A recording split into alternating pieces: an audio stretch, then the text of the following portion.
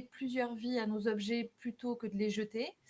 Je vous propose qu'on commence. Il y a certainement 2 personnes qui nous rejoindront. Vous étiez nombreux et nombreuses à vous être inscrits. Voilà, par rapport au premier webinaire, les conditions ont un petit peu changé pour celles et ceux qui l'avaient suivi. Voilà, donc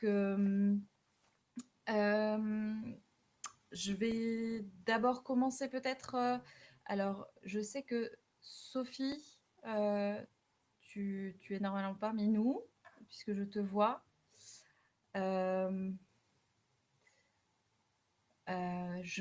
On va peut-être d'abord se présenter avec Céline, et puis ensuite, Sophie, je te laisserai te présenter, peut-être replacer le contexte de ce webinaire dans le cadre de notre convention.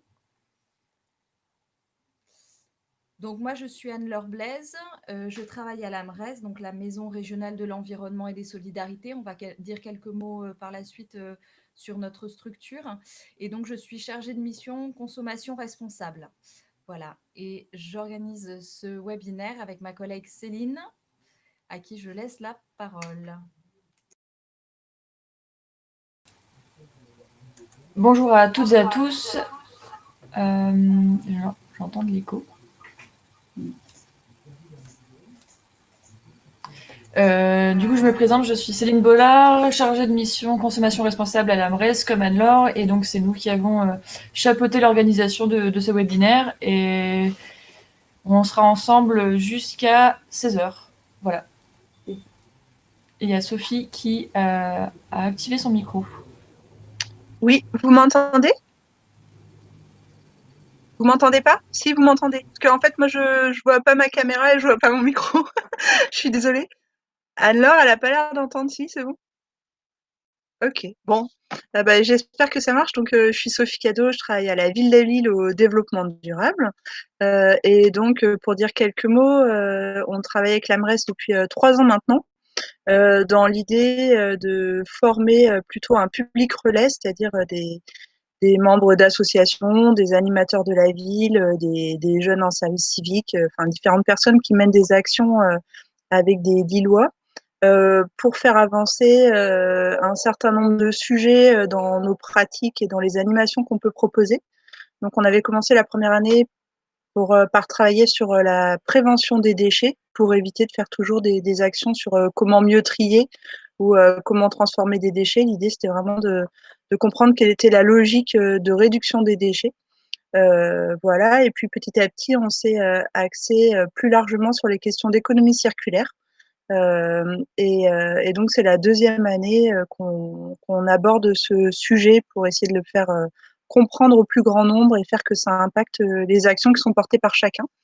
Voilà. Donc, et cette année, avec l'AMRES, on a souhaité donner la parole à des acteurs lillois pour qu'ils présentent aussi sur chacune des thématiques de l'économie circulaire quelles sont leurs pratiques, leurs idées, et puis comment eux ils perçoivent les différents sujets. Voilà, j'espère que vous avez entendu. On t'a tout à fait bien entendu, Sophie. Enfin, en tout cas pour ma part, mais je pense que si je t'ai bien entendu, les autres ont dû bien t'entendre aussi. Je vais peut-être du coup laisser se présenter quand même nos 2 intervenants d'aujourd'hui. Comme ça, la boucle sera bouclée, en tout cas la première, et puis on commencera ensuite voilà, le webinaire en tant que tel. Du coup, Laetitia. Et du coup, le petit de arrête, il est sur la main, il est pas collé. Mélia, voilà. On te coupe ton micro, on te réactive ton micro, Mélia, quand on te donne la parole pour te présenter. Voilà. Laetitia, du coup, je te laisse activer ton micro pour te présenter. Oui, c'est bon. Bonjour à tous. Du coup, moi, je suis Laetitia Librois. Je suis la cofondatrice de l'association Les Récoupettes, une association lilloise qui a créé cet asso depuis 2018. Voilà. Merci Laetitia. Du coup, Mélia, je te laisse activer ton micro et te présenter peut-être très rapidement tes approches. D'accord. Bonjour tout le monde, moi je m'appelle Mélia, je suis architecte constructeur au sein du collectif Laissa Profit, collectif d'archi, paysagistes, urbanistes pour une construction de la ville plus résiliente. Voilà, j'expliquerai plus tout ça après. D'accord, très bien. Merci beaucoup. Alors, ce que je vous propose, c'est simplement de dire un tout petit mot sur la structure que nous sommes, l'AMRES, pour celles et ceux qui ne la connaissent pas. Voilà. Donc, Maison régionale de l'environnement et des solidarités. Maison d'abord, du coup, c'est un lieu. On est positionné 5 rue Jules de Vic depuis fin d'année dernière à Lille. Voilà, et donc dans cet espace, vous allez pouvoir trouver à la fois des bureaux associatifs, des salles de réunion, un centre de documentation, beaucoup d'informations sur la vie associative. On est notamment point d'accompagnement de projets associatifs, point PIVA. Voilà, des espaces de stockage, une grénothèque, un espace info-énergie aussi. On a 3 de nos collègues qui sont conseillers info-énergie. Voilà, régional, puisque du coup, on a des terrains d'action très divers, alors en mode d'action, alors que ce soit des conférences, des ciné-débats, des ateliers pratiques, théoriques, des expositions, voilà, qu'on mène à l'échelle régionale. Auprès de différents publics, que ce soit professionnels comme privés, voilà, et puis de tous les âges et de tout niveau de connaissance aussi, que ce soit des personnes qui découvrent les thématiques ou des experts. Et puis aussi, du coup, différents domaines d'intervention, puisque de l'environnement et des solidarités, ça entend de travailler sur les thématiques de la nature, la biodiversité, la consommation responsable, l'énergie, le climat, la citoyenneté et les solidarités avec un grand S, du coup, dans ce qui concerne le national et l'international. Voilà. Et la Maison régionale de l'environnement et des solidarités, c'est surtout un réseau associatif, voilà, une tête de réseau associatif. Aujourd'hui, on a 118 membres dans ce réseau. On est donc à l'échelle régionale, je le disais, une association loi 1901 et en tant que telle, c'est aussi une association puisque du coup, nous sommes 18 salariés aujourd'hui au sein de la Maison régionale de l'environnement et des solidarités. Voilà, si vous avez envie d'avoir des informations, n'hésitez pas à aller voir sur notre site internet et puis sinon à pousser la porte du 5 rue Jules de Vic dès que le confinement sera fini, puisque pour l'instant, la porte est close. Voilà, ce ne sont que des bureaux. Voilà. Je le répète, c'était marqué tout à l'heure, Céline l'avait mis, mais je vous le redis. Si vous avez des questions, que ce soit d'ordre technique par rapport au suivi du webinaire ou des questions par rapport à ce qui va être dit tout au long du webinaire, n'hésitez pas à utiliser le chat parce que comme on va être nombreux et nombreuses, c'est compliqué d'intervenir pour poser des questions. Mais voilà, en tout cas, Céline est attentive à ce qui se passe dans le chat de façon à ce que les intervenants puissent voilà, dérouler leurs propos de façon fluide. Voilà. Du coup, je te laisse passer. Ok. Donc voilà. Donc ce que je vous propose maintenant, si ça vous va, c'est qu'on fasse un... Ah oui, pardon, excusez-moi, je suis allée un petit peu vite. On va vous proposer un petit quiz. Enfin, un petit quiz. En fait, tout simplement, on va vous demander un petit peu votre niveau de connaissance par rapport aux différents sujets qui vont être développés aujourd'hui. Donc, votre niveau de connaissance sur la thématique économie circulaire, voilà, de 1 à 4. Donc 1, je ne connais rien et 4, je suis experte. Voilà, donc on vous laisse vous évaluer par rapport à ça pour qu'on puisse savoir un petit peu quel est votre niveau de connaissance donc, de l'économie circulaire. Ensuite, de la thématique de l'upcycling, de la même façon, de 1 à 4. Et puis de la thématique de l'éco-conception. Une fois que vous avez coché les différentes cases, je vous laisse envoyer vos réponses et puis on verra à l'image, du coup, un petit peu le niveau de connaissance des participants. Voilà, je vous laisse quelques minutes.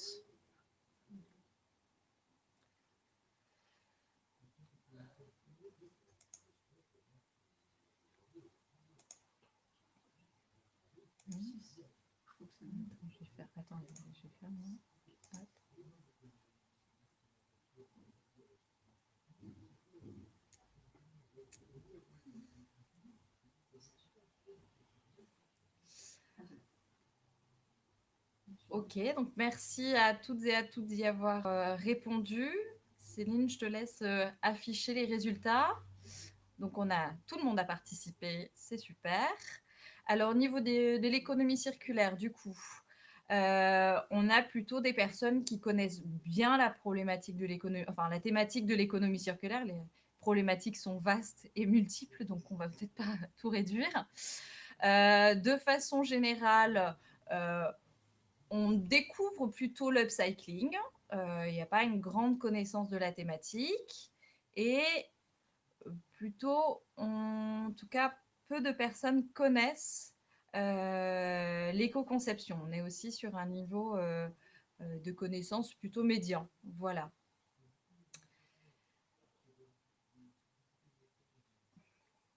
Alors, après ça, on va vous proposer du coup de faire un petit tour de table. Donc, on va prendre les personnes une par une dans la liste. Vous avez la possibilité d'activer votre micro et votre caméra si vous le souhaitez. Et donc, l'idée, c'est que pour savoir un petit peu qui participe quand même à ce webinaire et puis avoir une petite idée de quelles sont vos attentes, surtout par rapport à ce webinaire, de façon à ce qu'on puisse ajuster notre propos. Du coup, je vous laisse. Je vais commencer peut-être du coup dans l'ordre des personnes qui sont là. Du coup, je vais activer, je vais me permettre. Voilà, d'accord. Céline l'a fait. On active le micro et la caméra de Bouchra. Bonjour, je m'appelle Bouchra Masmoudi. Je suis en service civique à la MRES aux côtés de Céline et d'Anne-Laure, sur la thématique des défis déclic, énergie et zéro déchet. Et mes attentes par rapport à ce webinaire, ce serait d'en savoir plus sur les choses mises en place à ce niveau-là et qu'est-ce que je peux faire à mon échelle et en savoir plus sur le upcycling, parce que ça, je ne connais pas vraiment. Voilà, merci.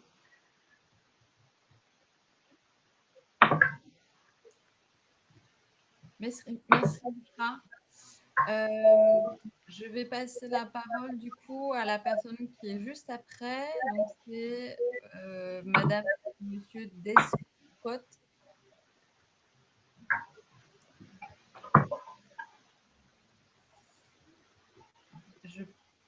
Je pense qu'il faut que vous activiez votre micro. Bouchra, tu peux faire. Tu peux fermer le titre.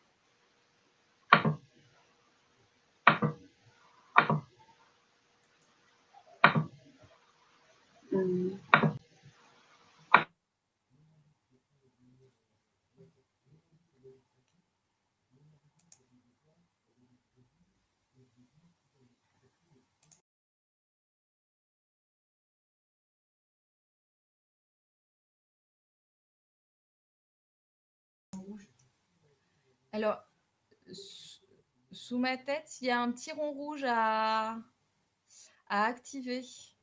Il y a une capsule on-off vidéo et puis il y a une capsule on-off audio.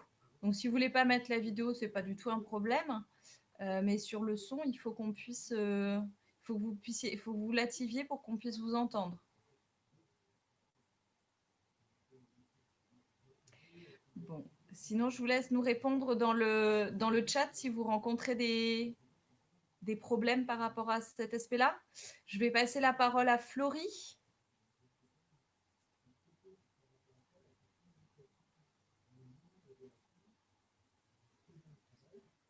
Bonjour, on vous voit. Ouais, et maintenant vous allez peut-être m'entendre. C'est ça? Ouais. Coucou Mélia. Bonjour, je m'appelle Florie Delcourt. Moi je travaille à l'Université catholique de Lille sur des projets en lien avec la transition énergétique. Et j'étais intéressée par la conférence à 2 titres pour l'accompagnement des associations étudiantes qui travaillent sur les questions plutôt écolo, on va dire. Et puis, par ailleurs, parce que j'ai un projet de ressourcerie sur la ville de Saint-Amand-les-Eaux. Voilà. Merci beaucoup. Ouais. Alors, je vois que Marie-Laure Meunier a visiblement un problème de micro et que donc elle, ses attentes sont d'améliorer sa connaissance sur l'upcycling et de s'inspirer pour mieux agir encore. Donc, très bien, merci de votre contribution. Claire Vie, je te laisse te présenter.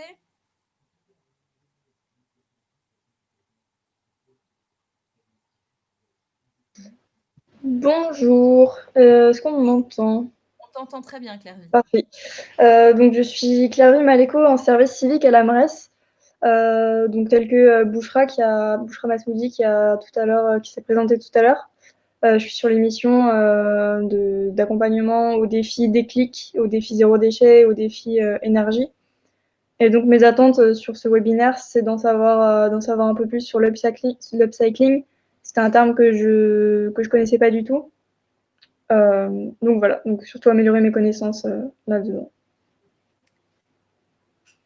Ok, merci Claire Vie. Alors, est-ce que Linda Descott, donc, qui est référente jeune pour la maison de projet de la ville de l'Homme, nous entend?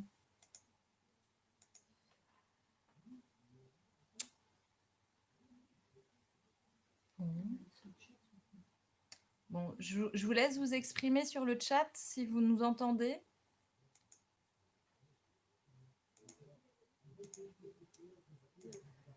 Alors, à ce stade, je pense que nous avons donc fait le tour des personnes participantes. Voilà.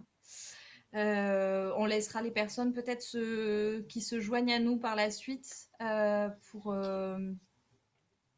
se présenter et peut-être exprimer leurs attentes. Très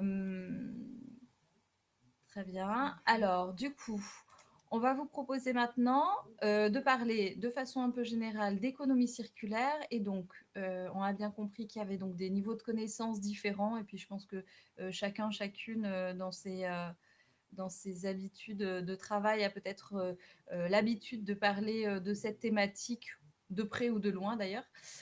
Du coup, on va vous proposer de venir vous servir du chat pour... Ah, pardon, excusez-moi. Marie-Laure Meunier, porteuse d'un projet de création d'une structure d'insertion par l'activité économique avec des supports d'activité autour de la transition écologique et solidaire. D'accord, très bien. Merci beaucoup.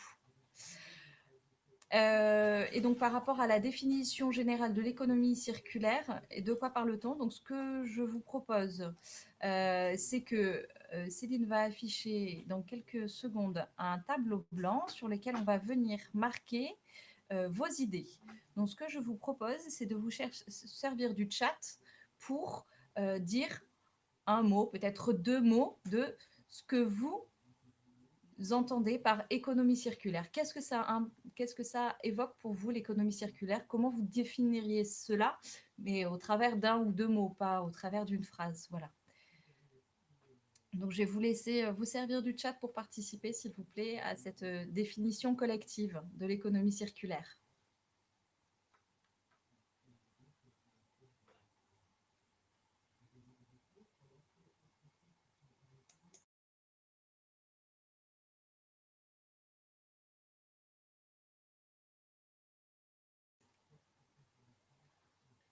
Alors, comme je laisse chacune et chacun s'exprimer, du coup, j'ai bien vu votre réponse, Madame Descott, par rapport à... Donc, vous avez un problème de micro et vos attentes sont également d'améliorer vos connaissances, donc j'imagine sur les thématiques que nous allons traiter aujourd'hui. En tout cas, bienvenue à vous.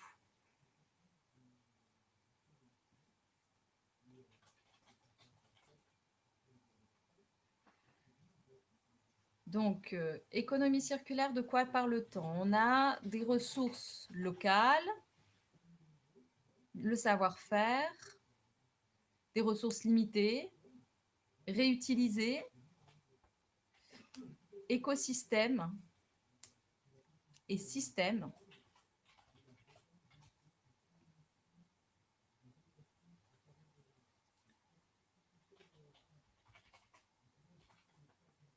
réemployer. N'hésitez pas à faire plusieurs propositions, hein.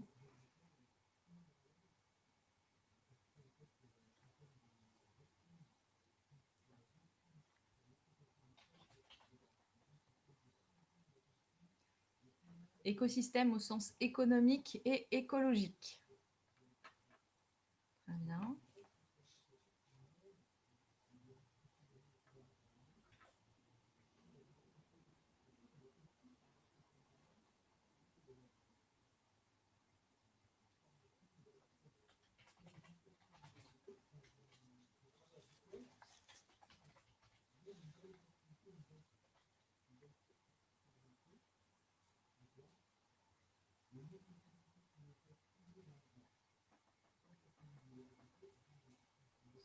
Synergie d'acteurs. Très bien.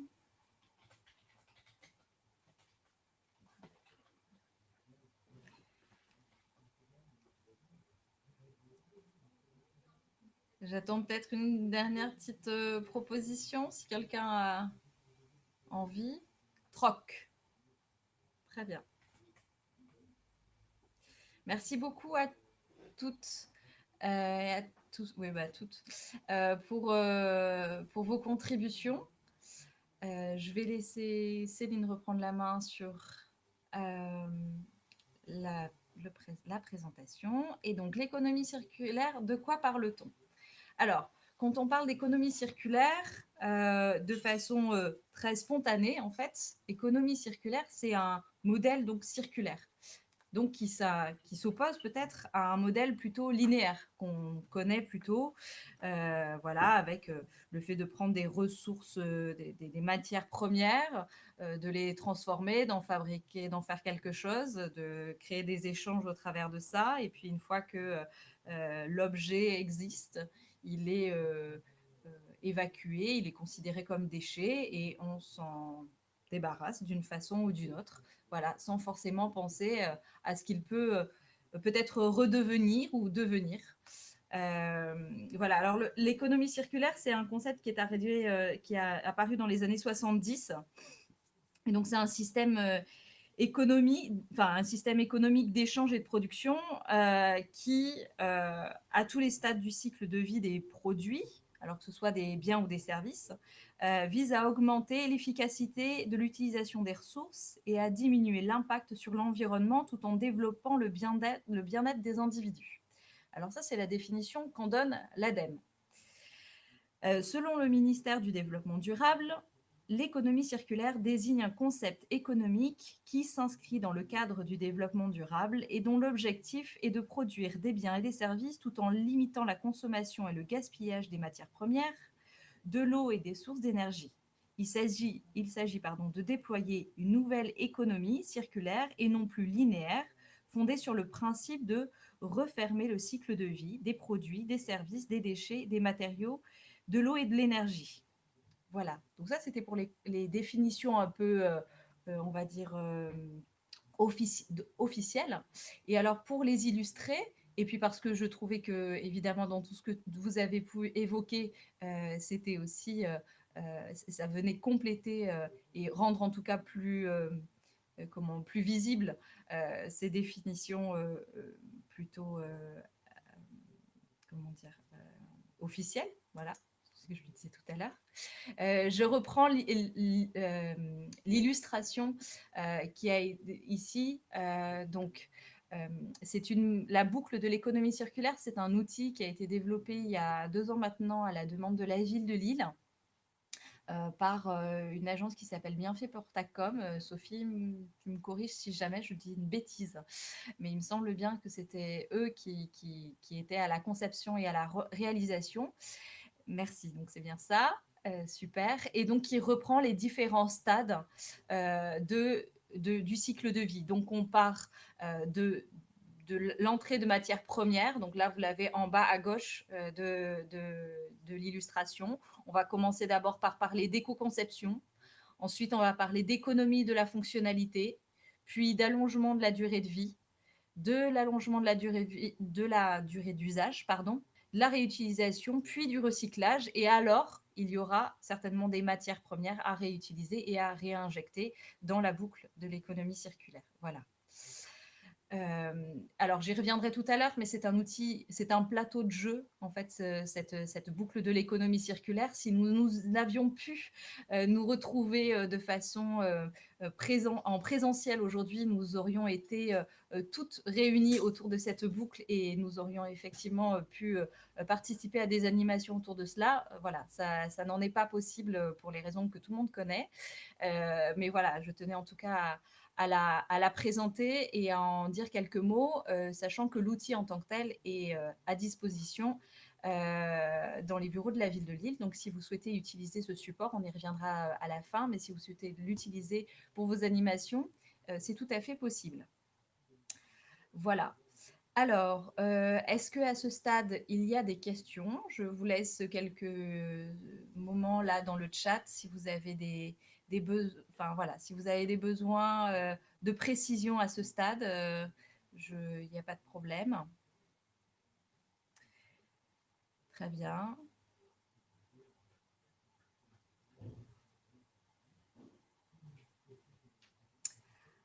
Bon, je ne vois pas de questions apparaître. Si jamais c'était le cas, de toute façon, Céline nous interrompra.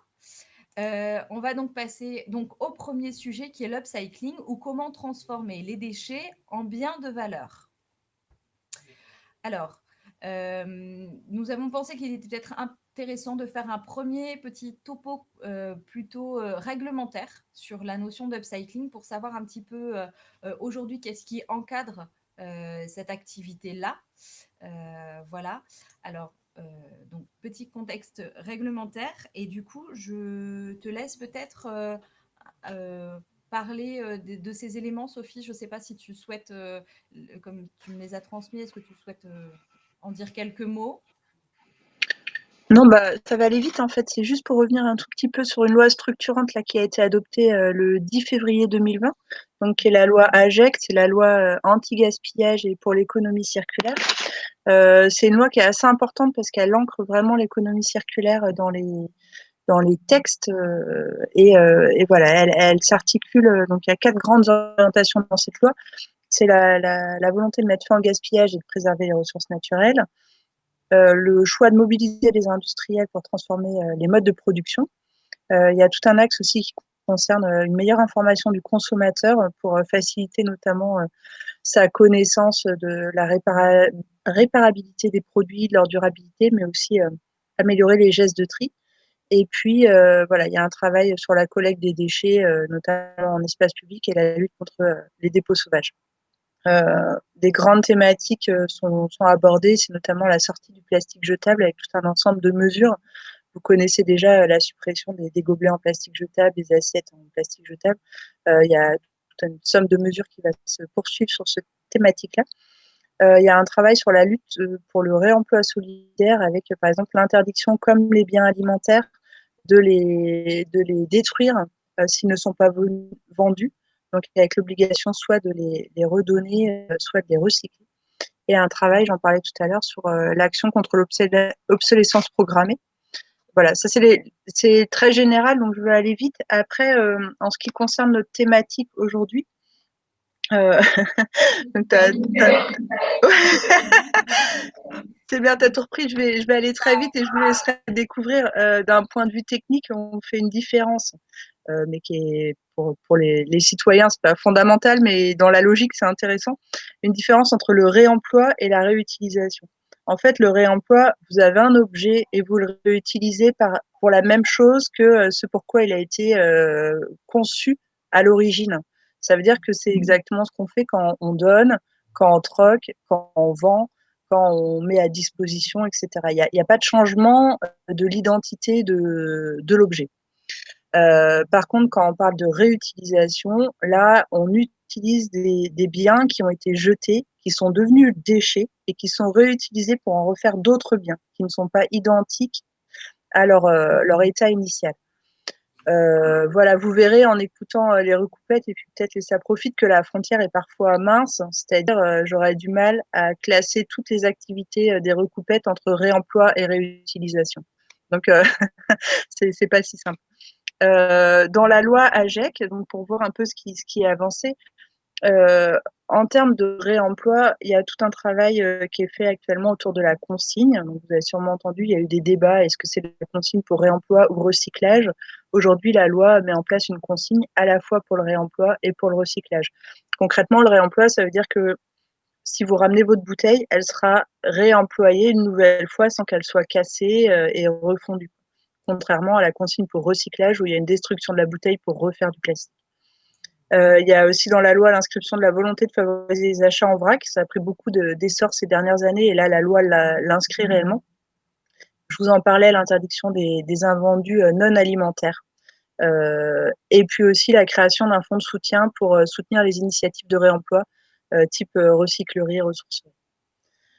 En ce qui concerne la réutilisation, elle n'est pas évoquée précisément en tant que telle, enfin elle est évoquée parmi la logique de l'économie circulaire, mais on n'a pas de mesure précise dans la loi qui va favoriser la réutilisation.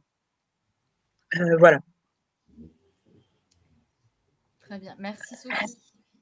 Est-ce que sur ces points-là, vous avez peut-être des questions?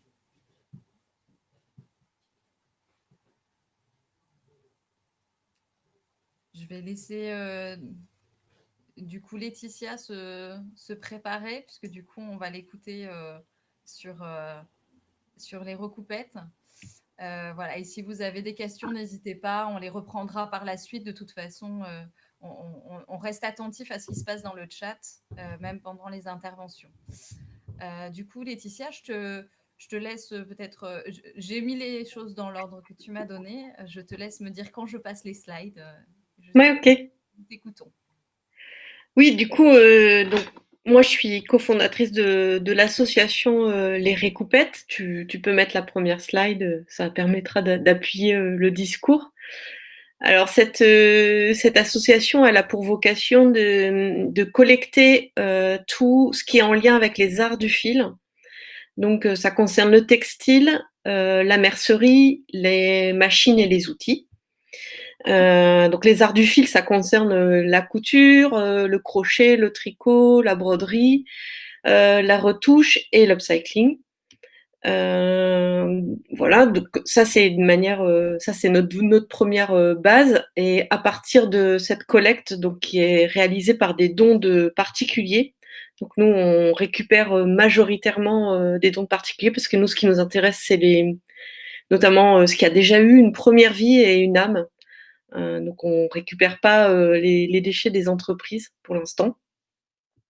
Donc à partir de ce qu'on collecte, ça crée un espace ressourcerie de seconde main qu'on remet à disposition du particulier comme de la collectivité, de l'entreprise, de la famille, peu importe le public.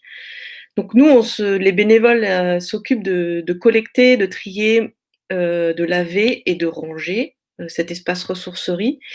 Et du coup, à partir de cet espace, on a plusieurs activités. Le premier qui est de transformer les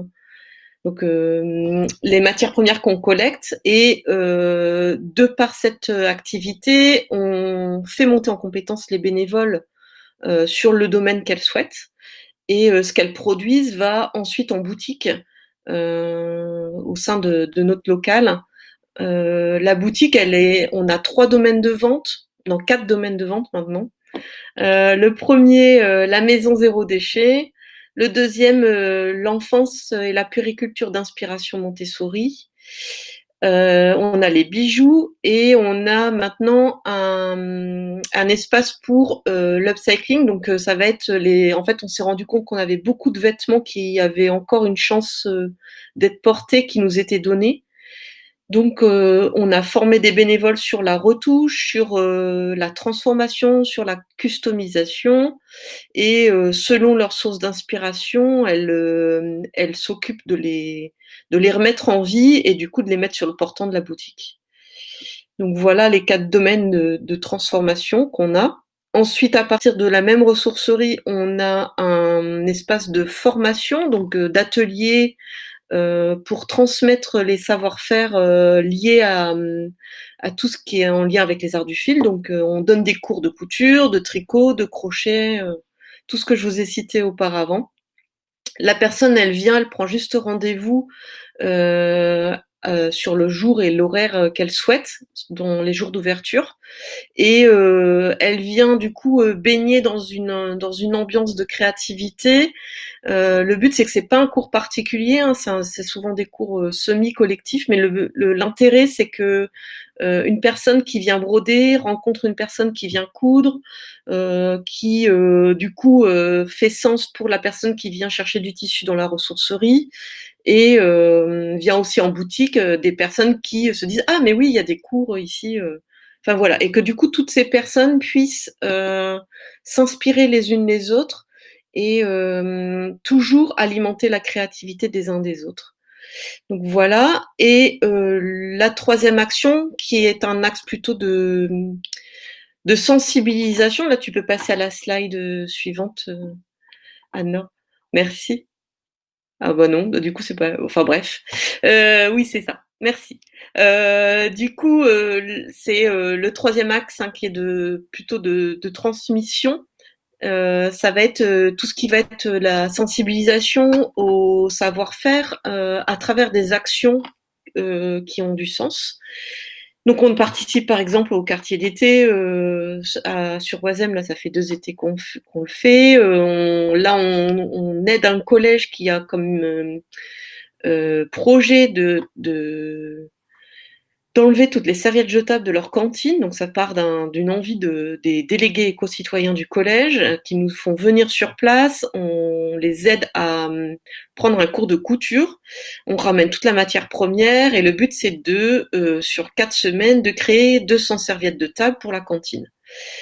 Donc voilà, c'est des actions comme ça. Et en fait, ce qu'il faut comprendre, c'est que, en fait, à chaque fois qu'on vient nous chercher, nous, on part de la ressource, donc on fournit toute la ressource qu'on a besoin.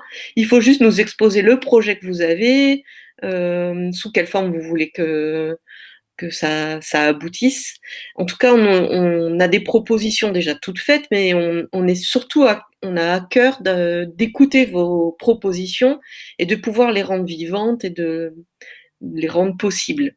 Voilà. Et tout ça à partir de seconde main. Nous, dans notre local, en fait, depuis le début, on n'a rien voulu acheter de neuf, donc tout le matériel est de la seconde main, donc on ne travaille qu'avec ça.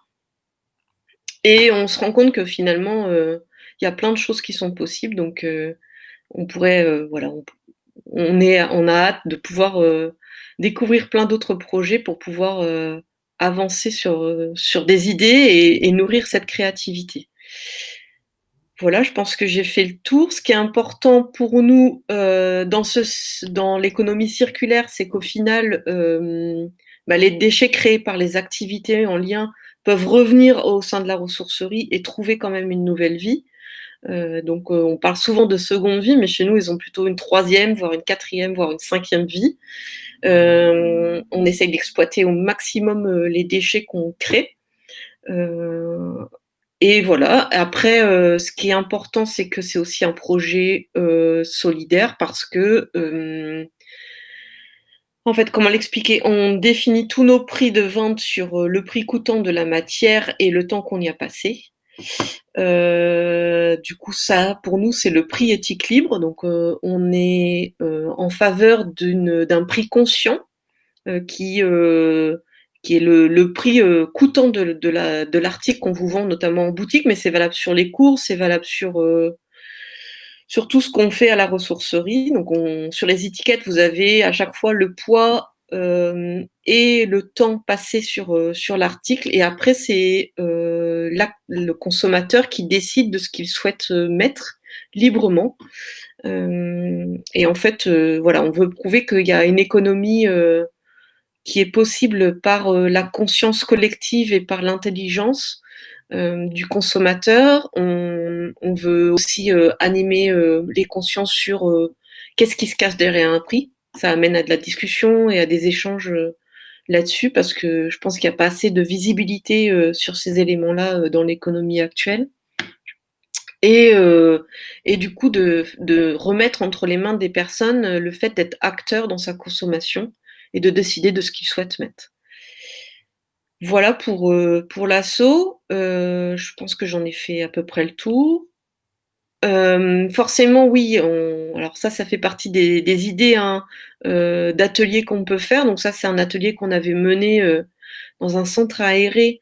On avait fait 6 séances sur la récup, donc des idées d'activité. Donc on transforme un t-shirt, à partir d'un t-shirt, on peut le transformer en sac. À partir d'une manche, on peut le transformer en trousse. On a initié au tissage par la création d'éponges lavables. On a initié au tricotin aussi, qui est un savoir-faire que nous on considère ancestral, mais surtout un lien intergénérationnel hyper important. À partir de petites bobines et de choses toutes simples. Voilà, ça fait partie des ateliers que nous on peut proposer. Et après, on reste ouvert à toute proposition et à toute réflexion sur des projets à mener. Est-ce qu'il y a des questions du coup? Voilà. Je fais la jonction. Non, mais c'est très bien, c'est très bien.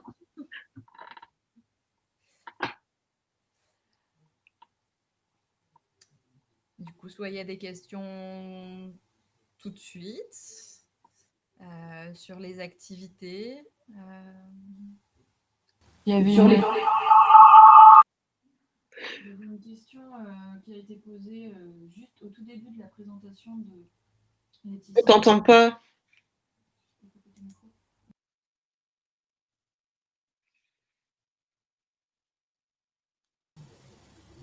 Vous m'entendez? Ouais, là, c'est bon. Alors, du coup, il y a une question qui a été posée au tout début de l'intervention de Laetitia Desrecoupettes sur la différence entre les ressourceries et les recycleries. Et c'est Sophie qui a répondu, parce que je pense que c'est par rapport à son intervention. Donc, je vais le lire à l'oral pour que tout le monde puisse avoir l'information. Les ressourceries adhèrent au réseau national des ressourceries et les recycleries peuvent être monofilières, donc spécialisées dans la collecte d'un type de bien, ou sont multifilières, mais non adhérentes au réseau national. Voilà, donc ça, c'était la question qu'on avait eue. Et sinon, pour le moment, il n'y a pas de questions dans le chat par rapport à la présentation de Laetitia. Il ne faut pas hésiter à discuter ou à poser vos questions. On est là pour ça. Voilà. Ouais, du coup, pour rebondir sur ce que dit Sophie, du coup, nous, on serait plutôt une recyclerie. On s'est toujours dénommé comme une ressourcerie spécialisée en art du fil. Et c'est vrai qu'on s'était renseigné sur le fait d'adhérer et ils ne prenaient pas les structures qui on cochait toutes les cases, sauf le fait que on n'était pas réceptacle pour tout type de bien. Et du coup, on était en monofilière, donc on ne pouvait pas adhérer. Mais apparemment, ça va évoluer. Voilà.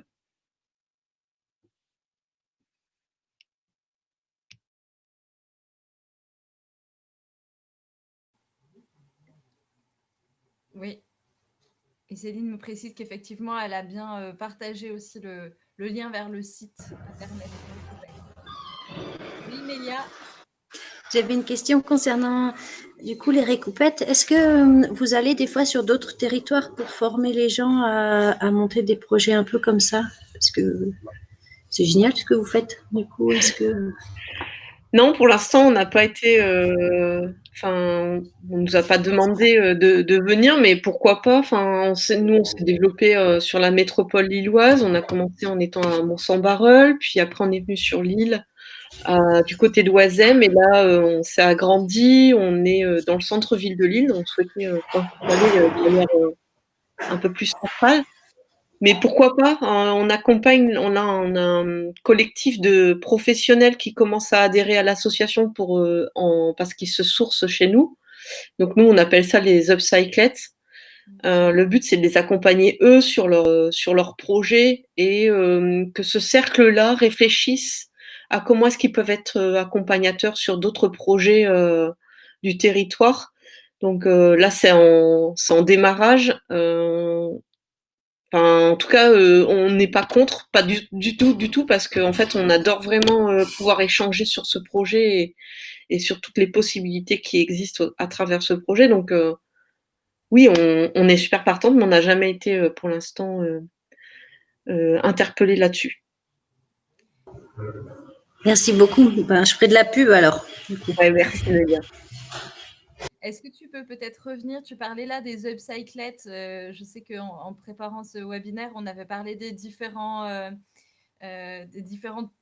on va dire, typologies de personnes qui adhèrent à l'asso ou en tout cas qui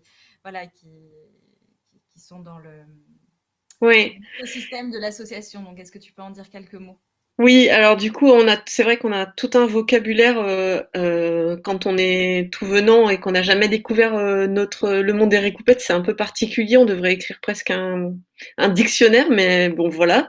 Ça s'est fait comme ça historiquement, donc ça fait partie de notre marque de fabrique. Donc en fait, on a 4 cercles au sein de l'association. Donc les impliquettes qui sont les représentants légaux de l'association, donc ceux qui sont déclarés en préfecture. Donc c'est ce qu'on appelle la gouvernance de manière plus générique. Ensuite, on a le groupe des activettes qui sont les adhérentes de plus de 6 mois. Donc maintenant on a 12 activettes. Donc voilà, elles sont, peu importe la raison pour laquelle elles sont actives, ça peut être dans la transformation, la production, mais aussi les fonctions support. Du coup, elles font partie des personnes qui sont dans l'identité forte et dans le nous de l'association, donc qui vont bientôt faire partie des meubles, si on peut dire. Ensuite, on a les associates qui sont eux les adhérents qui payent une adhésion pour pouvoir se sourcer dans la ressourcerie. Voilà, donc qui sont un soutien d'abord financier et puis qui rentrent petit à petit dans la réflexion, dans le fonctionnement de l'association, qui peuvent du coup, au bout de 6 mois, passer au cercle suivant. Et on a ce nouveau cercle des upcyclettes qui sont les personnes morales, donc les professionnels, qui ont à cœur de se sourcer directement chez nous. Donc leur projet est basé sur l'upcycling textile ou pas. Enfin, il y a par exemple Passeur d'objets qui n'est pas forcément dans l'upcycling textile, mais qui fait partie quand même des upcyclettes. Qui a fait d'ailleurs tout l'aménagement de notre nouveau local. Mais en tout cas, ce qui est sûr, c'est que les professionnels upcyclettes sont des personnes qui travaillent avec de la matière de seconde main. Ça, c'est ce qui les rassemble tous au travers de ce cercle-là. Et le but, c'est de les mettre en valeur dans ce qu'ils font, donc d'être un collectif de porteurs de projets qui se soutiennent les uns les autres et surtout qu'ils amènent leurs réflexions de fonctionnement au sein de l'association. Voilà, pour l'instant, il y a des idées collaboratives qui émergent. Après, ils ont tous à cœur de pouvoir mettre leurs objets dans le local. Donc, en fait, toute la déco de notre local est à vendre et à faire circuler pour qu'on puisse en mettre d'autres, etc. Et le but, c'est de développer des actions tous ensemble, collaboratives, tout au long de l'année, qui font en sorte de les mettre en avant, parce que ce sont souvent des porteurs de projets qui n'ont pas de lieu physique, et de montrer qu'à plusieurs, c'est mieux. Voilà. Très bien, merci. Est-ce que... Bon, bah voilà, la question s'est affichée, Céline a fait ce qu'il fallait. Donc, est-ce que tu peux nous dire combien d'emplois, de postes salariés y a-t-il chez les Recoupettes?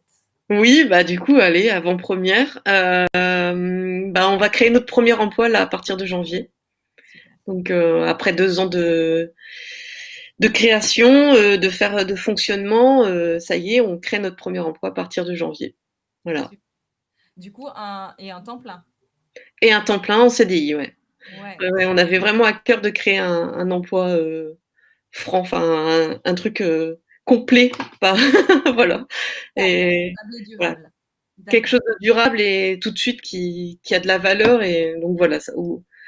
En fait, on a fait tout un projet, donc on s'est fait connaître d'abord par la boutique. Les bénéfices engendrés ont permis de développer l'action des ateliers. Puis ces bénéfices-là ont permis de faire de l'investissement et d'augmenter en capacité de local, notamment en mètres carrés. Donc là, on s'est installé depuis fin octobre sur le centre-ville. Et la prochaine action, c'était l'emploi. Voilà. Tu peux peut-être donner l'adresse? Oui. Alors, on est au 46 rue de la Vignette. D'accord. Voilà. Super. Donc, juste à côté de la médiathèque Jean Lévy, dans l'Île-Centre. D'accord, merci. Et peut-être que tu peux nous dire là les prochains. Alors, il y a la création d'emplois pour janvier, mais là, les prochains grands projets, les prochains grands enjeux, est-ce que d'une façon ou d'une autre, si quelqu'un avait envie de participer, d'aider les recoupettes à se développer, est-ce que tu as quelques pistes? Ouais, on a 2 gros projets. Le premier, c'est de penser le process d'arrivage des tissus, parce qu'aujourd'hui, on le faisait de manière bénévole et du coup, on a tout notre stock à peu près chez nous, ce qui n'est plus possible. Et du coup, de réfléchir à ce process d'arrivée, de tri, et on voudrait le faire avec des structures solidaires. Donc, on est en train de réfléchir à quel projet on peut mener sur cette thématique. Et le deuxième projet, c'est de développer un salon de l'upcycling sur l'île. Voilà. Super. Super. Bon, merci. J'en profite juste d'une petite pause pour souhaiter la bienvenue à Régis Verlet, donc, qui est habitant, qui participe à une structure qui s'appelle Toi, moi, nous, habitat participatif à Villeneuve-d'Ascq, voilà, qui nous rejoint pour le webinaire. Est-ce que... Alors, il y avait une autre question tout à l'heure qui avait été questionnée, mais c'est, je pense, peut-être Sophie qui pourra plus y répondre, sur les critères d'adhésion au réseau national des ressourceries. Sophie, est-ce que tu... Je suis là. Je pense que pour aller dans le détail, il vaudrait mieux aller sur Internet, sur le site du réseau des ressourceries. Pour aller vite, les ressourceries, par principe, c'est un lieu de collecte, de réemploi et de vente de produits de seconde main. En général, ce sont des structures de l'économie sociale et solidaire. En général, des associations ou des entreprises d'insertion. Et par ailleurs, elles ont tout un axe de sensibilisation, d'information des publics. Voilà, Laetitia, si tu as étudié les critères de près, n'hésite pas à compléter, mais pour moi, c'est principal. Oui, c'est ça doit développer de l'emploi, ça doit être multifilière et mener des actions de sensibilisation sur l'extérieur. D'accord. Ok, merci pour ces précisions à l'une et à l'autre. Est-ce qu'il y a d'autres questions?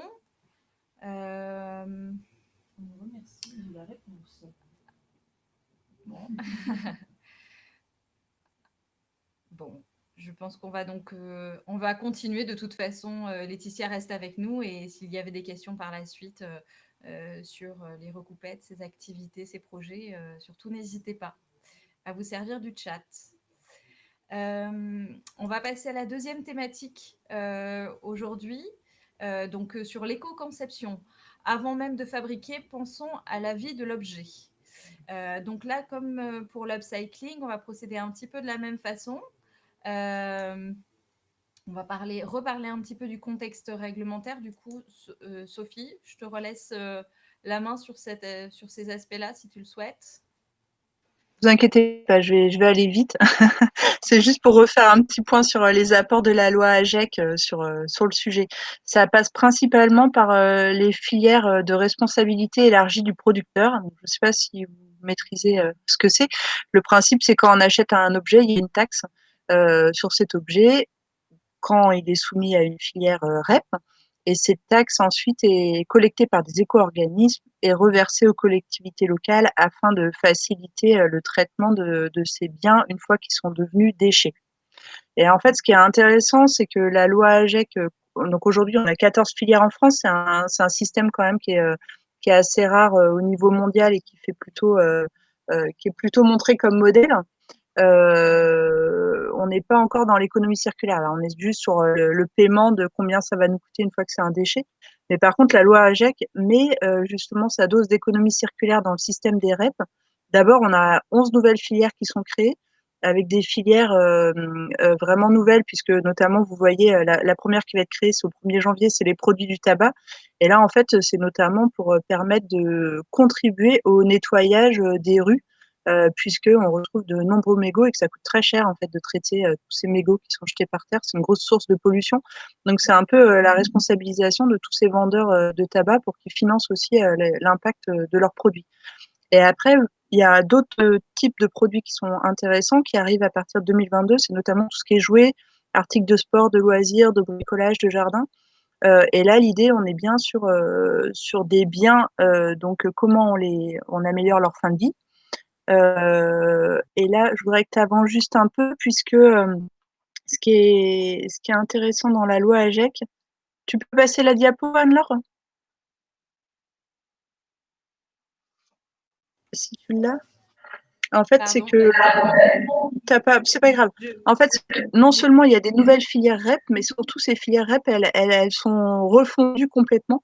C'est-à-dire qu'aujourd'hui, tous les 5 ans, les éco-organismes devront établir un cahier des charges avec des objectifs chiffrés en matière de réemploi, de réparation, de réutilisation et d'éco-conception.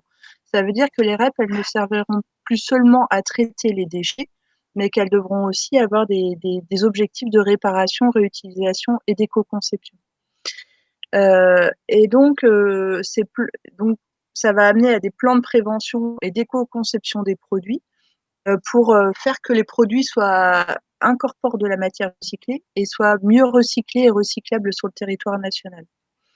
Et ce qui est intéressant, c'est que les fabricants qui pourront montrer qu'ils font des efforts en termes d'éco-conception verront leur contribution à la REP bénéficier d'un bonus, alors que ceux qui ne feront pas d'efforts et ne changeront pas leur matériel auront un malus, donc paieront encore plus cher leur contribution à la REP. Ça s'appelle l'éco-modulation. Et l'autre chose qui est intéressante, c'est que cette éco-modulation, elle sera portée à la connaissance du consommateur.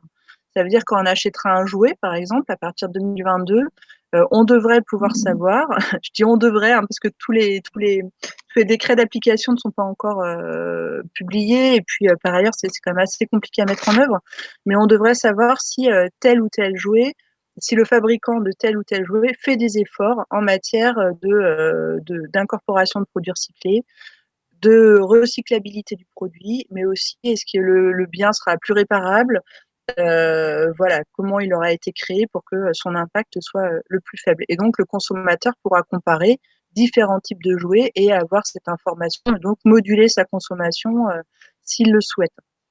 Voilà, j'en dis pas plus, mais il y a quand même un changement vraiment fondamental sur la notion de REP qui est assez intéressante et on peut l'espérer, qui va permettre de faire avancer les questions d'éco-conception, mais aussi de réparabilité, de réemploi. Voilà. Oui, parce que de toute façon, une action portée, c'est ça la spécificité de l'économie circulaire, c'est que une action portée sur l'éco-conception va avoir ensuite des répercussions sur l'ensemble du cycle de l'économie circulaire. Voilà. D'accord, très bien. Merci beaucoup, Sophie. Peut-être que vous avez des questions. Claire Vie, quelles sont les filières REP actuelles en France? Il y a les 14 spécifiques. Alors, Sophie, je te laisse répondre ou tu veux, ou je les ai sous les yeux, comme tu veux. Oui, je les avais remises. Vas-y, tu peux y aller le temps que je les retrouve.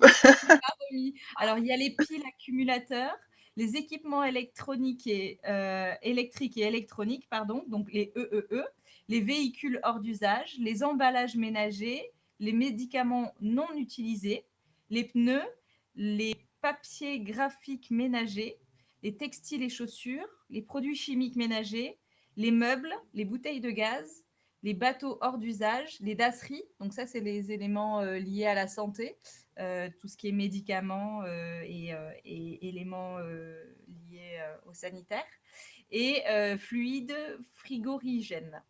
Voilà, très précisément. Les 14 filières REP qui existent aujourd'hui.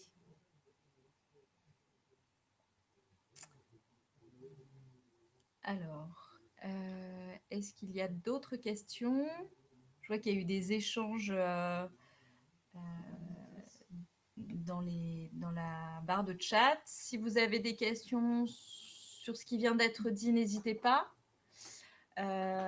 Et puis, du coup, je vous propose qu'on passe avec un bel exemple encore. Et je passe du coup la parole à Mélia pour une présentation des Ça Profite. Bonjour tout le monde. Alors moi, je m'appelle Mélia Delplanque, je suis architecte au sein du collectif Les Ça Profite, qu'on a créé en 2007 avec des amis architectes et paysagistes à l'époque. Et bref. Et on a monté ce collectif pour construire la ville différemment. On avait le sentiment qu'en reprenant le circuit traditionnel des agences d'architecture ou de paysage, on n'arriverait pas à proposer d'alternatives à la construction de la ville. Et donc, depuis 2007, on invente des outils pour concevoir et construire une ville résiliente, partagée et désirable. Donc ça, c'est la slide d'après, s'il te plaît, Anne-Laure. Oui, pardon. Et je voulais vous remercier beaucoup de l'invitation à venir parler de l'économie circulaire. Chez les SAPRO, des fois, on ne se rend pas compte qu'on fait de l'économie, mais depuis tout ce temps-là, on a développé une vision systémique sur la ville, et c'est vrai que du coup, je vous demande un peu pardon parce que c'est très empirique. Donc, on n'a des fois pas toujours le vocabulaire adapté ou les réflexions qui suivent nos actions. C'est plutôt les projets, et puis après, on trouve un peu dans quelle case ça peut rentrer. Mais donc les Ça Profite, on existe depuis 2007. C'était à l'origine une association. Depuis 1 an et demi, 2 ans, on est devenu une SCOP, une coopérative avec 6 associés, salariés et une salariée, et en maîtrise d'œuvre d'architecture. Et en devenant une SCOP de maîtrise d'œuvre, on n'avait plus le droit de faire du chantier, de vendre des champignons. Du coup, c'était un peu l'essence de nos expérimentations. Donc, on a vite remonté une association à côté pour pouvoir fonctionner de façon complémentaire. Donc, on apporte du conseil, l'assistance à maîtrise d'ouvrage et de la maîtrise d'œuvre pour des collectivités, d'autres associations sur plutôt les territoires dans le Nord-Pas-de-Calais, comme on fait de la co-conception avec les usagers des sites sur lesquels on travaille. Si on est trop éloigné, c'est pas du tout pertinent. Donc, on s'attache à rester assez locaux localement. Tu peux passer la slide d'après, s'il te plaît. Donc, à l'association et à la coopérative, on travaille essentiellement sur 3 axes depuis 2007. Il y a la question de la production alimentaire dans l'espace public et urbain. Il y a la question de l'autoconstruction et le réemploi des matériaux. Et puis, enfin, il y a la question des communs et comment capitaliser sur les expérimentations qui sont menées, les ressources créées, comment organiser la communauté qui va autour, le passage de relais, comment former des gouvernances qui soient, au-delà de stables, c'est surtout résilientes dans le temps, avec les différentes énergies qui peuvent se greffer sur les projets. Donc, on a par l'association 2 gros projets de recherche qui sont portés. Il y avait le projet FAB, la fabrique d'architecture bricolée ici à la Condition publique à Roubaix, qui est un atelier de bricolage partagé qui a été monté il y a 4-5 ans dans les anciennes réserves de la Condition publique. Maintenant, c'est un espace de construction ouvert à tous. Et puis, il y a les unités de production fivoises qui sont surtout dans le quartier de Fives avec un jardin ressources en permaculture et où il y a une forêt jardin et on cultive les mercredis après-midi. Les gens peuvent venir déposer leur compost et puis apprendre des choses ou donner à apprendre aux autres. Et puis, il y a le labo des champignons qui est encore dans notre ancienne cave rue du Lompeau à Fives. Donc, on produit des champignons sur du marc de café. Donc ça, c'est la slide d'après, s'il te plaît. Les unités de production fongique, c'est un projet qui existe depuis l'origine des temps des sapros. En fait, les saprophytes, c'est un nom de champignon qui se développe sur la matière en décomposition. Donc, dans la forêt, quand les branches, les feuilles tombent au sol, c'est ces champignons blancs, c'est ce mycélium blanc qu'on voit qui transforme la matière morte en humus. Et donc, ce processus nous inspire depuis nos débuts d'utiliser, de considérer ce qui est déchet, ce qui est comme une ressource. Et donc, l'origine du labo vient là, elle est arrivée comme ça. Donc, on cultive le marc de café récupéré dans un rayon d'1 kilomètre autour du labo. Et puis, on inocule avec le mycélium de pleurote. Il y a 3 semaines, 1 mois d'incubation, 1 semaine ou 2 de fructification, ça dépend des températures. Parce que c'est un labo quand même assez low-tech, on ne maîtrise pas grand-chose. Donc, on est soumis aux limaces et aux températures. Voilà, le labo. Et là, depuis 2 ans, on a retapé une ancienne chaufferie industrielle à LM où on va reconstruire un nouveau labo qu'on espérera un peu plus costaud, lavable facilement, un peu moins low-tech. Voilà, et tous les automnes, on organisait la fête du champi. Donc, depuis le début des travaux de la chaufferie, ça n'a pas été faisable parce qu'on a été trop pris par ailleurs. Et cette fête du champi, elle est l'occasion de lancer encore des pistes parce qu'en fait, nous, on utilise pas mal le champignon aussi comme un attracteur. Ça veut dire qu'on fait rentrer dans le système SAPRO de construction de la ville des tas de gens qui, à la base, se disent pas forcément « Tiens, j'ai ma place dans la réflexion sur les espaces publics, sur mon logement, sur comment tout ça peut se passer. C'est pas mon domaine, ça me regarde pas. » Et donc, utiliser comme ça un élément complètement étranger comme le champignon, ça permet de les faire rentrer tout doucement dans ce monde systémique de compostage, de réemploi, de permaculture, d'autoconstruction, et en faisant moins peur qu'en disant « Tiens, on va parler d'urbanisme cet après-midi ». Et voilà, donc c'est une porte d'entrée qui est qui touche beaucoup de monde. Voilà, donc là, c'est nos nouveaux bureaux. On a fait 1 an de chantier participatif avec 2 super charpentières de Toerana, Jeanne et Julia, qui nous ont permis de monter les étages dans cette grande coquille en briques. Et puis là, on a fini les bureaux, fini le rez-de-chaussée, qui est un tiers-lieu de la résilience urbaine et humaine. Et je ne sais pas si tu peux retourner sur la photo d'avant. En fait, à droite, me renvoie l'entrée, juste celle d'après, à droite de la chaufferie, il y a un grand terrain enherbé au-dessus d'un parking souterrain. Donc, on ne voit pas du tout là, on voit juste l'entrée du parking, mais maintenant qu'on est à côté de ce site-là, on aimerait bien aussi pouvoir travailler sur la dépollution des sols in situ. Parce que c'est une grosse question, le mouvement de terre polluée dans le Nord-Pas-de-Calais quand même. Et donc, on travaille avec un laboratoire à l'ULCO, avec Anissa Lounès, qui est chercheur et qui a déjà réussi à dépolluer des terres à Luin avec des champignons. Les terres polluées à la dioxine. Et donc là, on essaye de voir comment pouvoir dépolluer tout en produisant sur les terres qui sont en train d'être dépolluées. Donc on peut par exemple produire des huiles essentielles ou les champignons, ça peut dépolluer les hydrocarbures, mais après sur les métaux lourds, ils se chargent en fait. Donc après, il faut retraiter le champignon. Mais ça évite des mouvements de terrain. Et tout à l'heure, Laetitia parlait des coûts. Le coût actuel pour enlever 1 tonne de terre polluée à Lille, c'est 50 €. Autant dire que c'est rien. C'est effectivement, on ne peut pas lutter contre ce prix-là pour choisir de dépolluer localement si c'est pas des volontés plus fortes. Du coup, la question des coûts, elle est très très importante.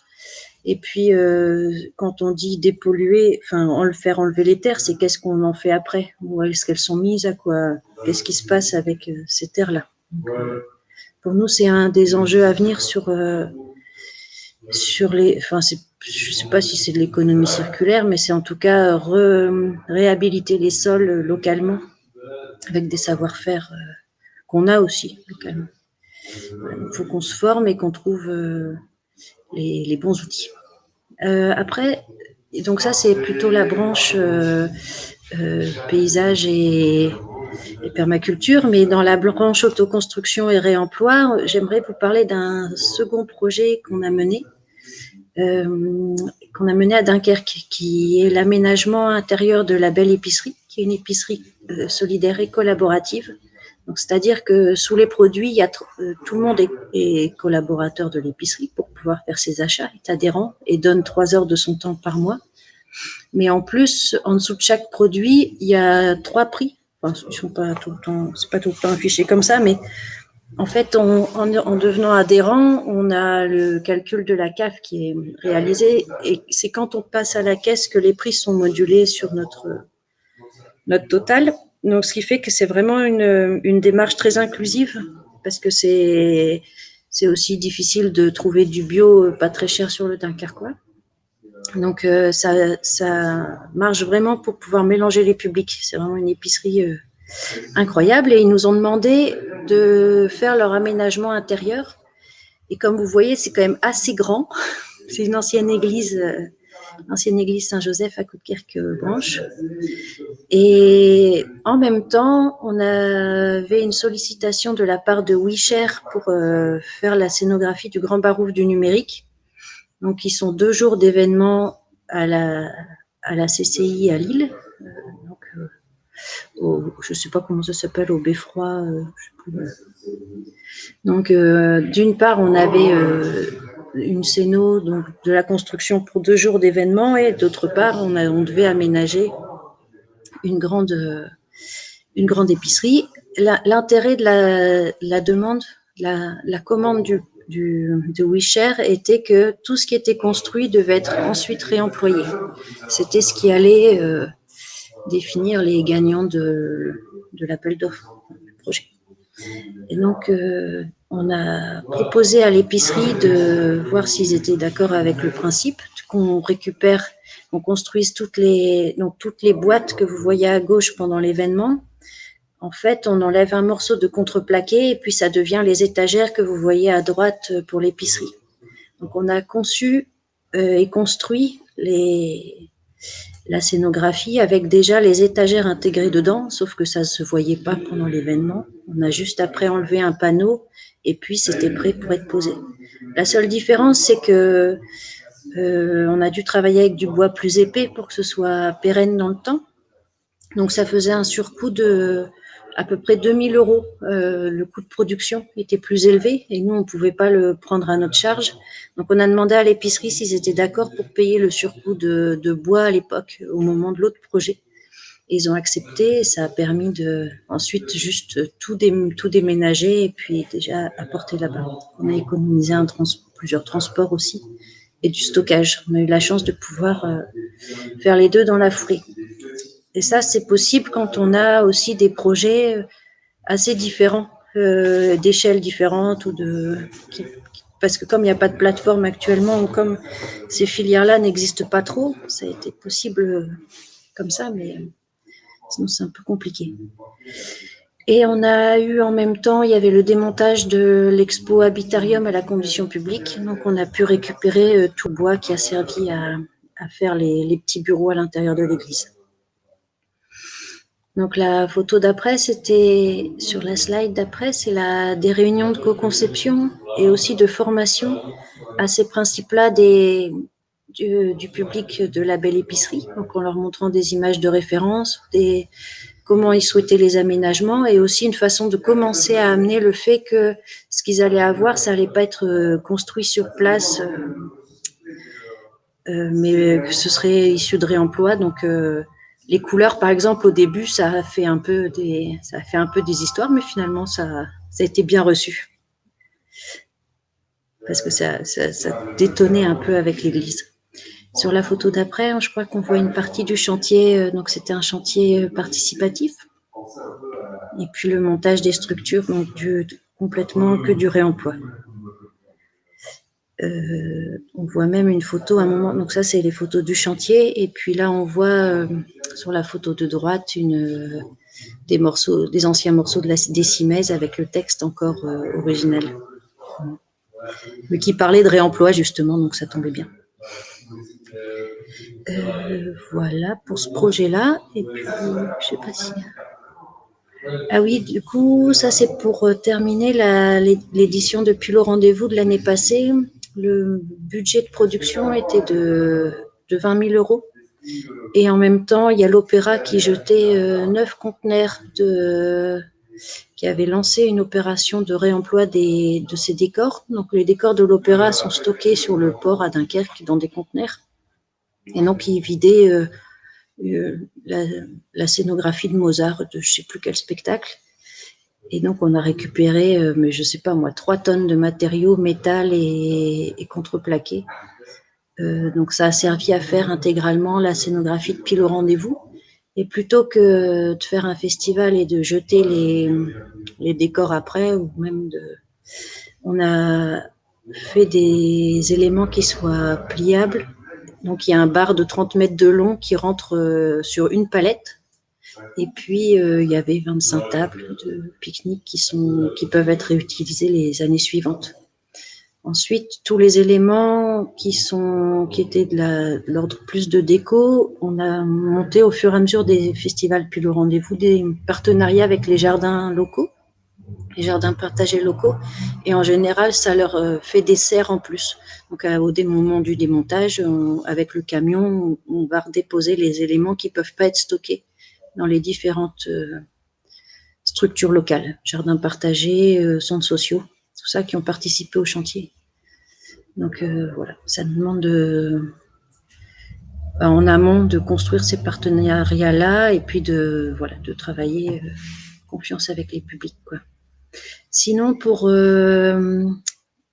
moi, sur quoi je souhaitais terminer, c'était sur la question de stabiliser ces ressources-là. C'est que sur les champignons comme sur l'autoconstruction, on aurait besoin de mutualiser des ressources qui sont très chères. Donc pour le réemploi, c'est des plateformes de stockage. En fait, l'espace urbain, c'est des coûts qui sont trop importants. Donc il faut qu'on trouve comment, soit en gestion transitoire de sites, soit en... je sais pas, je trouve une façon pour stocker ces matériaux de réemploi, pas très longtemps, mais qu'au moins on ait le temps de concevoir et ensuite de construire avec ces matériaux. Et pour la question du laboratoire, c'est mutualiser avec par exemple, on y pense souvent avec un créa, de pouvoir mutualiser des technologies, par exemple de stérilisation de blancs de champignons, que nous, on n'a pas les moyens, c'est des machines qui coûtent trop cher. Mais en fait, si on veut essaimer ce modèle-là pour pouvoir utiliser plus de mares de café, plus de caves qui ne sont pas utilisées, et pouvoir cultiver du champignon à plus grande échelle, ce seraient des outils qui seraient chouettes à mutualiser, parce que là, actuellement, le blanc de champignon, il vient d'usines à côté de Paris, donc on n'est pas complètement circulaire, quoi.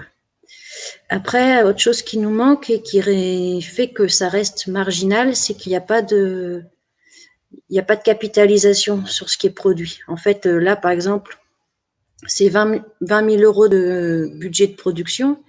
Ils n'ont pas disparu. Je ne me suis pas barrée à Las Vegas avec en vacances. Ça a été transformé en coûts de travail pour des intermittents, des auto-entrepreneurs, des artistes, des constructeurs, des membres de l'association, complètement rétribués en rétribution contributive. C'est-à-dire que chacun a estimé son propre revenu en fonction de ce qu'il produit et ce qu'il avait besoin.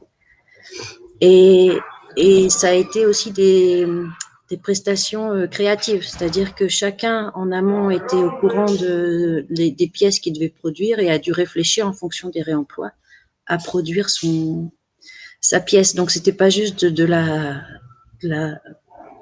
la production, il y a aussi eu un aspect créatif très fort pour chacun et en même temps collé à une scénographie générale. Enfin bref, ça a changé leur posture de constructeur traditionnel en les mettant aussi dans une posture de concepteur et les faire monter en compétences et en savoir-faire.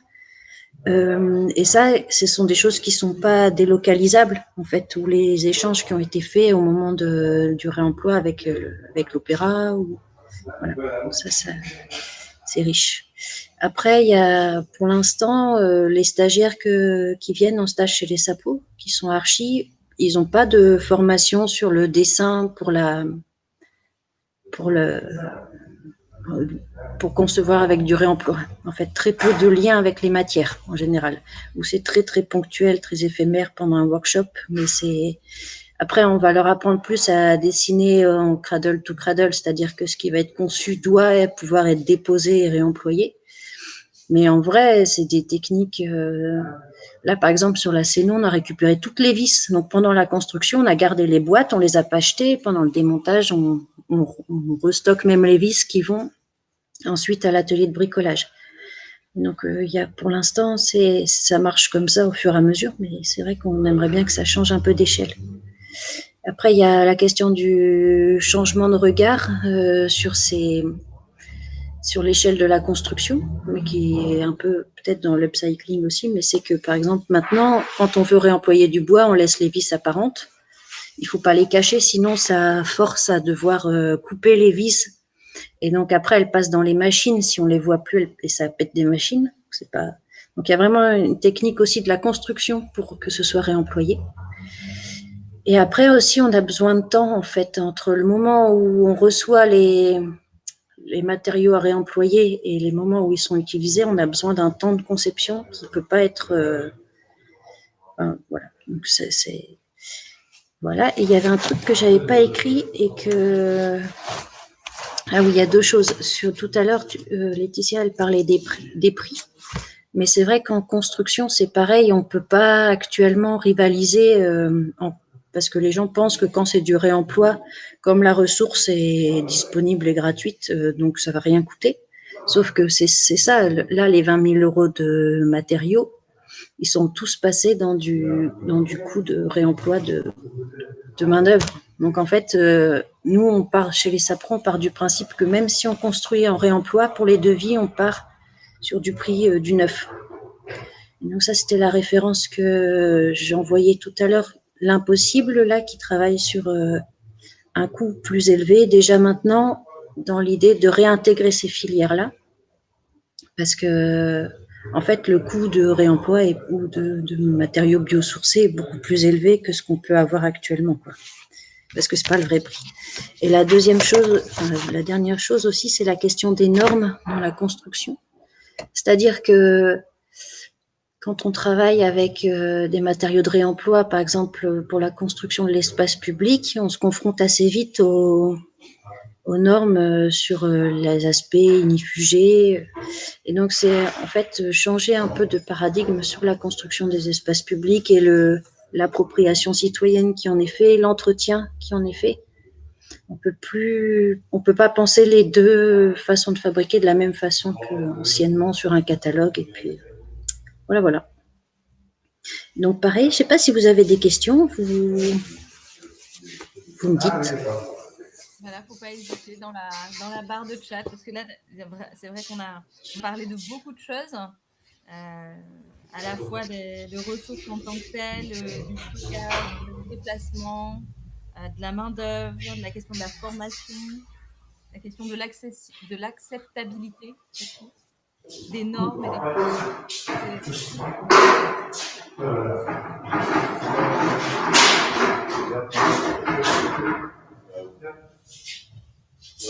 Posez vos questions.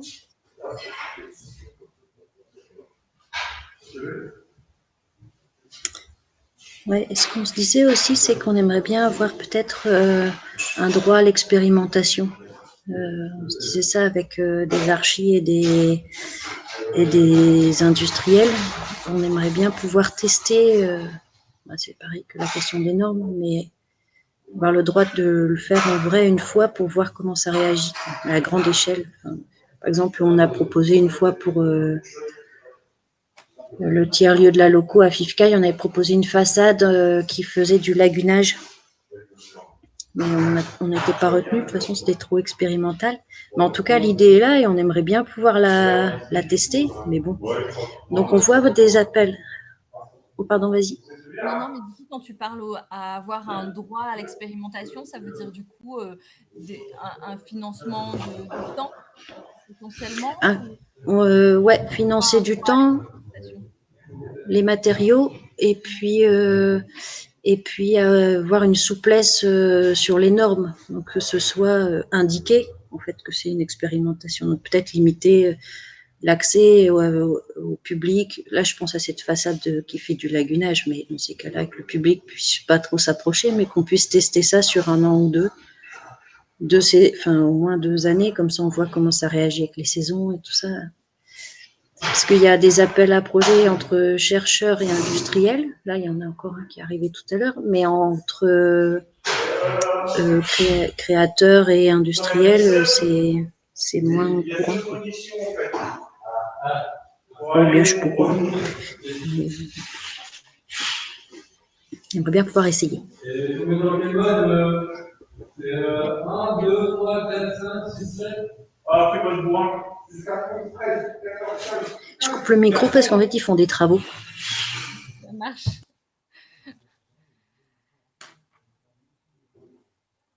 Alors, bon, pour l'instant, pas de questions.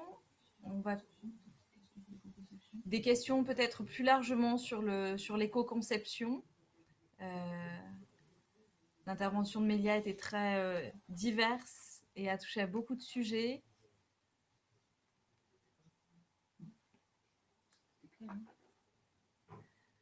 C'était très clair en même temps, c'est ça. Bon, de toute façon, Céline nous a remis le lien vers le site des SAPRO. N'hésitez pas à aller faire des SAPROFIT, pardon, d'aller faire un petit tour sur le site pour voir l'étendue de leurs actions. Prendre le contact si vous en avez besoin. Ouais, et puis si vous avez des questions plus tard par mail, vous pouvez les envoyer par mail, ou bien on peut, quand le tiers-lieu, il devait ouvrir en mars, mais c'est un peu raté cette année. Mais il y aura plus de rencontres de prévues dès que ce sera vraiment possible et tout ça. On rappelle les contacts de tout le monde à la fin du webinaire pour que tout le monde puisse les noter et les avoir sous les yeux à l'issue du webinaire. Alors, dans ce cas-là, on va peut-être repartir sur notre petite présentation. Excusez-moi, je cherche simplement là-dessus. Ce que je vous propose, c'est un petit temps d'échange.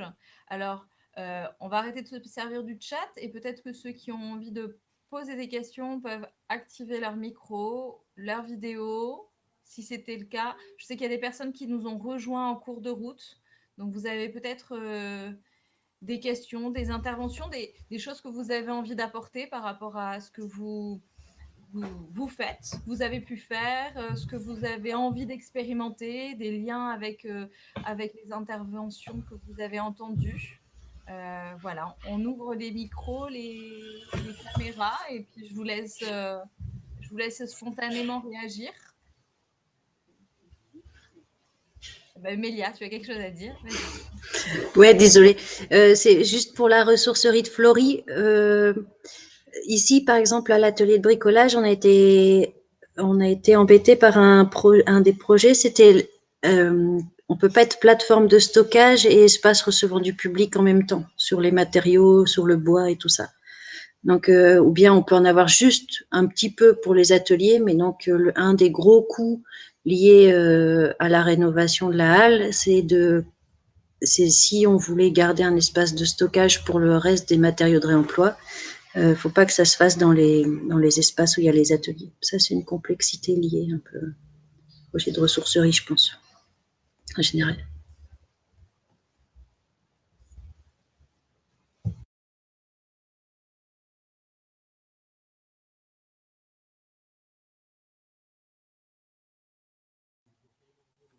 Merci pour cette précision. Alors, est-ce qu'il y a des volontaires On sait bien que le modèle webinaire est un peu différent de celui qu'on connaît habituellement.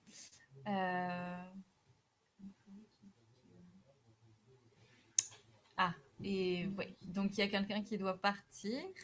Très bien. Enfin, très bien, oui. Voilà, n'hésitez pas à intervenir si vous avez besoin d'informations supplémentaires.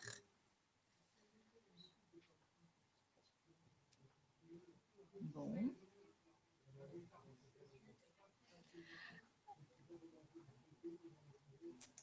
Bon, en tout cas, la proposition tient toujours. N'hésitez pas si vous avez des questions, que ce soit dans le chat, si vous ne souhaitez pas le faire ni avec la vidéo, ni avec votre micro.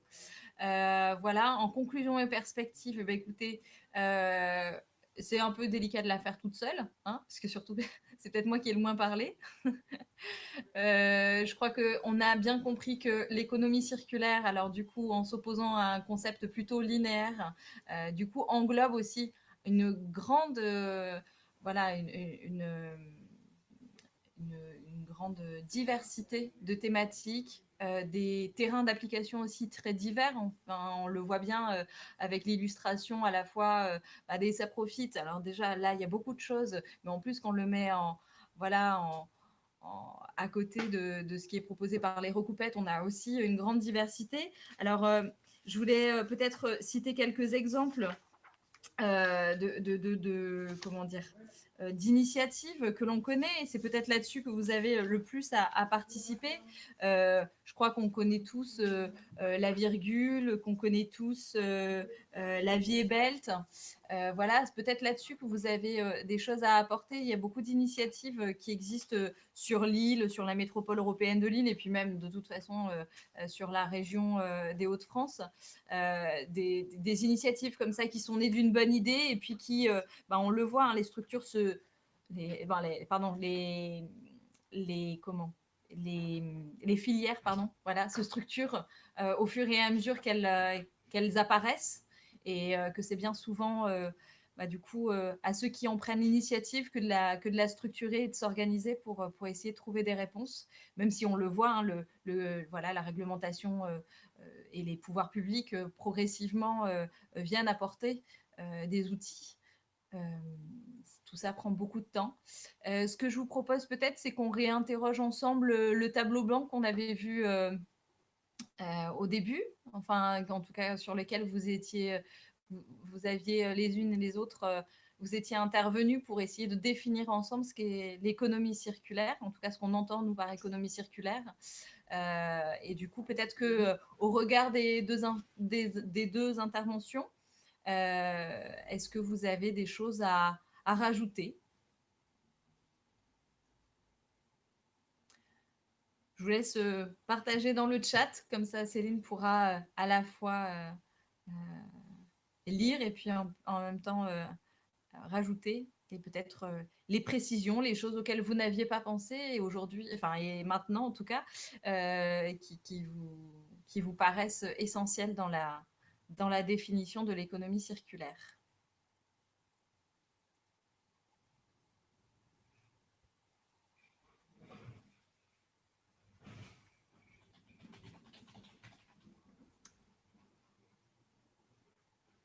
Expérimentation.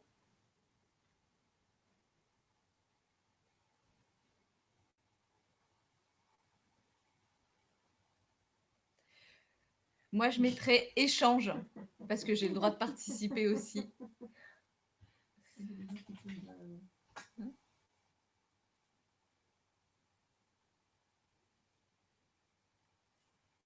Parce que c'est des échanges à la fois de matériaux, des échanges de bonnes pratiques, des échanges de bonnes idées. Voilà, c'est complexe. Voilà.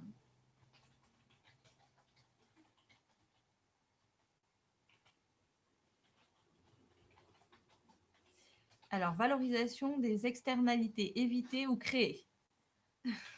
Merci Sophie.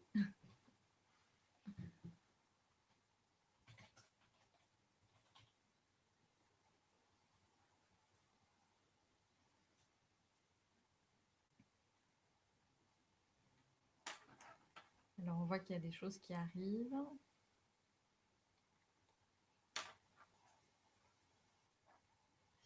Cercle vertueux. Oui, ça, c'est une notion très importante.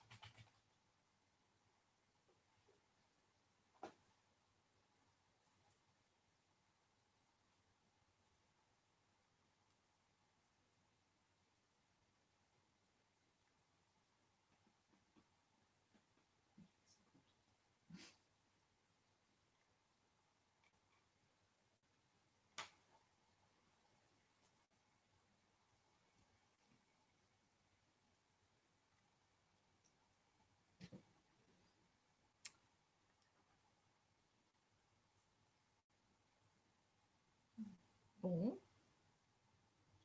Bah, écoutez, c'est que tout y est. En tout cas, chacune se retrouve au travers des quelques mots jetés sur ce tableau blanc. Dans ce cas-là, peut-être, Sophie, veux-tu préciser quelque chose en plus? Non, pas particulièrement. En fait, j'ai trouvé ça vraiment intéressant le vis-à-vis entre les recoupettes et les saprofites. Enfin, je pense que ça aborde en effet beaucoup de sujets et beaucoup d'éléments sur la notion d'économie circulaire. Ça peut être remis dans d'autres projets et je pense voilà, c'est aussi une manière de voir les choses qui doit changer, enfin qui est différente de la manière dont on voit la majorité des choses. D'accord, merci. Alors, pour aller un petit peu plus loin, au-delà de ce qui a déjà été dit, alors je voulais vous remettre donc le webinaire qu'on a déjà réalisé, donc qui était le premier webinaire du cycle proposé là dans le cadre de la convention avec la ville de Lille, donc qui s'est tenu le 20 octobre dernier, qui était plus sur la question du gaspillage alimentaire et puis sur la durée de vie avec notamment les Repair Café. Donc voilà, si vous souhaitez le voir, c'est tout à fait possible. Il est en accès libre sur la chaîne YouTube de l'AMRES. Céline va nous glisser le petit lien qui va bien dans le chat, donc n'hésitez pas à aller le regarder. De la même façon, le webinaire d'aujourd'hui a été enregistré, enfin il est toujours enregistré, donc il sera diffusable et regardable par la suite. Et puis lundi 14 décembre, de 14h à 16h, de la même façon qu'aujourd'hui, on va se retrouver donc sur plutôt une... Là, on va vraiment proposer un gros temps d'échange sur l'économie circulaire à Lille. Et donc, pour essayer d'identifier à la fois les nouvelles initiatives et puis les projets emblématiques qu'on connaît tous, dont on a un petit peu parlé tout à l'heure, mais voilà, sur lesquels on fera des focus. Donc, n'hésitez pas, il reste évidemment encore des places. On peut être nombreux et plus on est, mieux c'est. Donc, n'hésitez pas à en parler autour de vous et à vous inscrire de toute façon comme vous l'avez fait par mail. Et je vous redonne mon mail juste après. Alors, un petit mot sur la boucle de l'économie circulaire. Du coup, c'est l'outil dont je vous parlais tout à l'heure qu'on a pu voir et qui est donc proposé par la ville de Lille comme outil à l'animation sur cette thématique. Donc, n'hésitez pas en tout cas à vous rapprocher de Sophie pour en savoir plus sur cet outil et puis voir de quelle façon vous pouvez vous en servir aussi. Et puis vous dire que donc à l'AMRES, j'en parlais tout à l'heure, il y a un centre de documentation avec plus de 19 000 références, mais qui traite notamment des questions d'économie circulaire. Donc, il ne faut pas hésiter à venir chercher de la ressource si vous en avez besoin. Voilà, que ce soit à la fois sur la permaculture, que ce soit sur l'éco-conception, sur différents matériaux. Voilà, vous avez vraiment beaucoup d'ouvrages, des expositions aussi à disposition, donc n'hésitez pas à venir les chercher et puis à prendre contact avec nos collègues, donc Jean-François Gonnet et Adeline Menu, si vous avez besoin de ressources spécifiques, notamment si vous avez un projet d'animation autour de ça, si vous avez besoin d'avoir un éclairage sur un sujet. Et puis, je vous invite à vous abonner à la newsletter mensuelle de l'AMRES. Voilà, on a relancé ça ces dernières semaines, donc n'hésitez pas à vous y abonner pour suivre du coup l'actualité de l'AMRES et de son réseau associatif. Vous avez toutes les informations sur le site internet de l'AMRES. Voilà, donc n'hésitez pas à vous y rendre.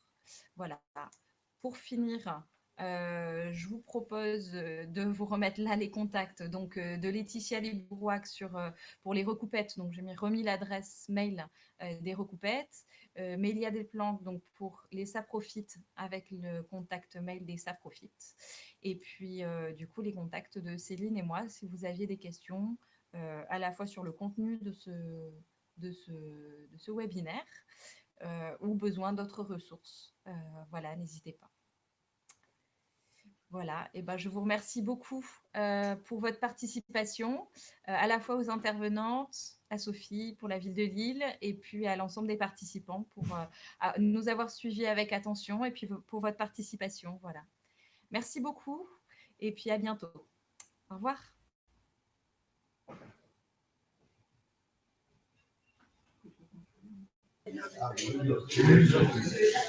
Merci beaucoup à vous d'avoir organisé ce temps-là. Merci. Hein. Non, mais en administrateur, normalement, on a